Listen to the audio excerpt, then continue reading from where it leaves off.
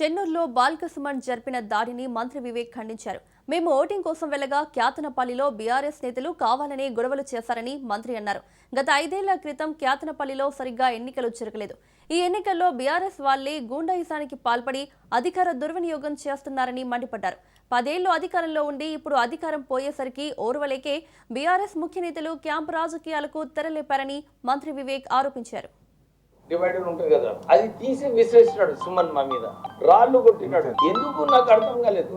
అక్కడ అసలు గొడవనే లేకుండే. ఈ లాస్ట్ 3-4 డేస్ నుంచి సుమన్ రెగ్యులర్ గా టీవీలో పోయి మే అధికారి పార్టీ ఇట్లా చేస్తుంది అట్లా చేస్తుంది అన్నాడు. నేను వారికి ఇదే గుర్తు చేస్తున్నాను. పోయిన 5 years బ్యాక్ మున్సిపల్ ఎలక్షన్స్ కాలేదు.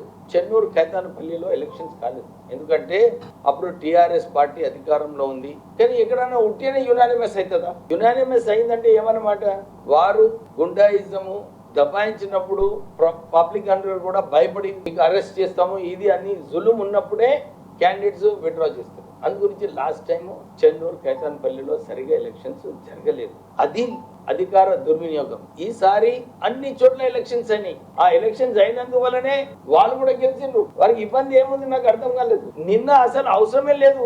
ఒక ఎంపీ ఒక మినిస్టర్ కార్ మీద రాళ్ళు కొట్టేది కరెక్టా? నిజంగా నాకు అర్థం కాలేదు. దాంట్లో ఏం లేనే లేదు, అక్కడ గొడవనే లేదు. 10 సంవత్సరాలు అధికారంలో ఉండి అధికారం ఒకటేసారి పోయినందుకు కొంచెం ఉంటది బాధ ఉండదని కాదు. కానీ ఈ ఫ్రస్ట్రేషన్ ఇట్లా చూపించేది అవసరమేమో.